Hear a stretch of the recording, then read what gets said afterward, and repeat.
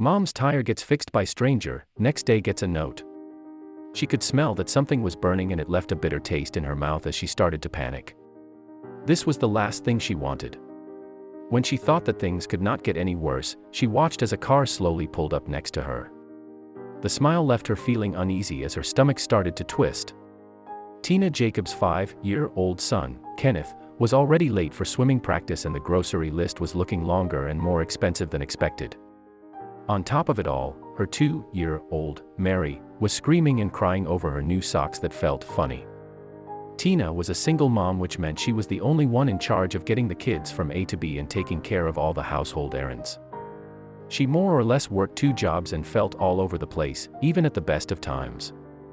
But today was already off to a bad start. And it was about to get far worse. The madness seemed to spill over into the afternoon, and she already felt like curling up into a little ball and sobbing. The dry cleaners had lost one of the shirts from her order, and her job still hadn't paid her.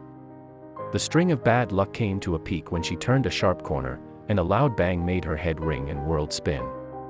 She looked wildly around, looking for the source of the threatening noise. Suddenly, she felt a weird vibration course through her. It felt as though she was driving over a pit of stones.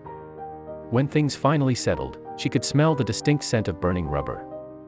The unpleasant smell tingled her nostrils, causing her to scrunch up her face. What just happened? Tina put on her indicators to pull over. As she brought the car to a definite halt, a heavy feeling came over her. She braced herself for what would surely come. Tina poked her head out the window and let out a long, defeated groan.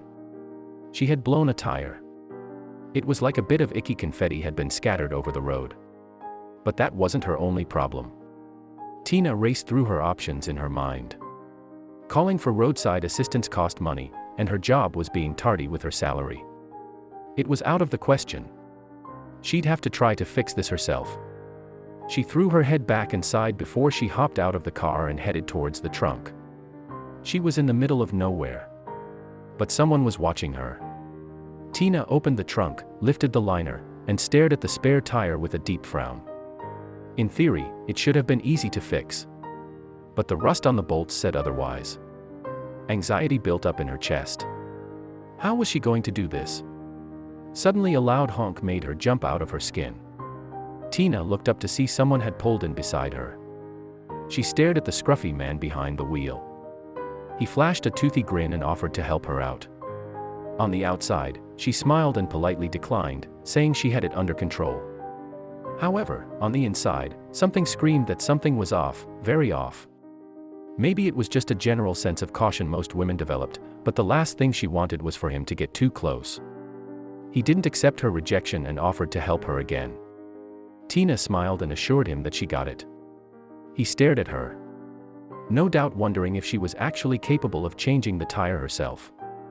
To Tina, each second felt like an hour. Then, an abrupt noise.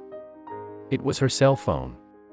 She answered it and talked confidently as if it was a friend asking her where she was, but it was a teleprompter.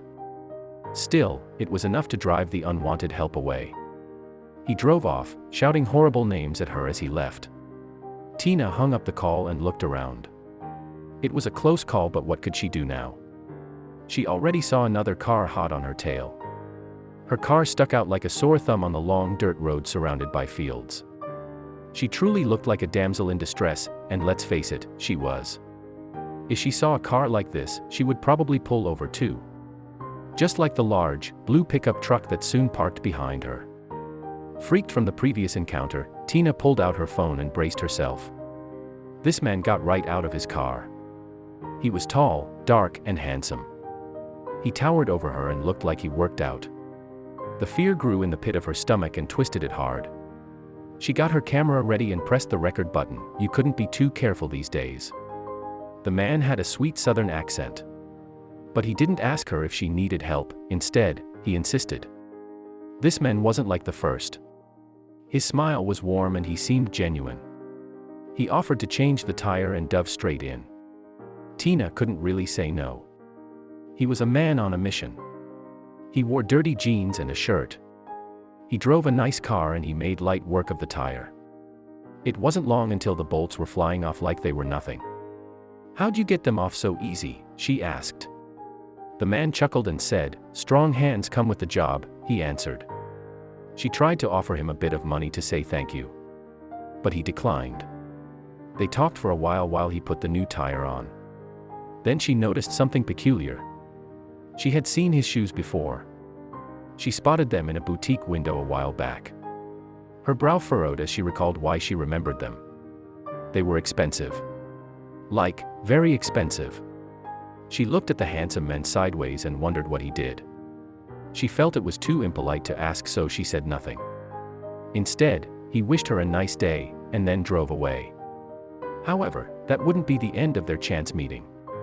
So, she uploaded a picture with a simple note saying how much these acts of kindness meant. Her day had been terrible, but he made it a little better. The next day, she saw a note in the comments section that made her fall to the floor. Luke Bryan is currently one of the biggest country stars today. It was also no coincidence that he had been in the area just when her accident occurred. It turns out that he owned property in the area. Tina broke down in a small suburban town in Tennessee, the home of country music where a lot of big stars, like Luke Bryan, choose to live.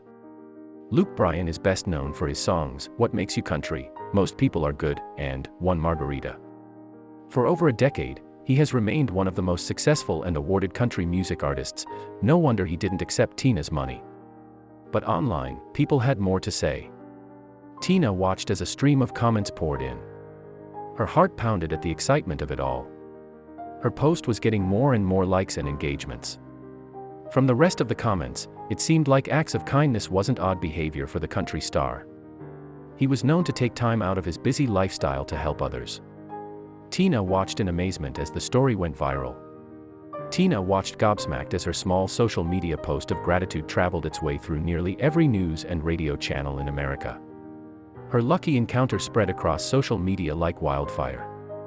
She was delighted that the kind man who she now knew to be Luke Bryan was getting the attention he deserved for helping her out.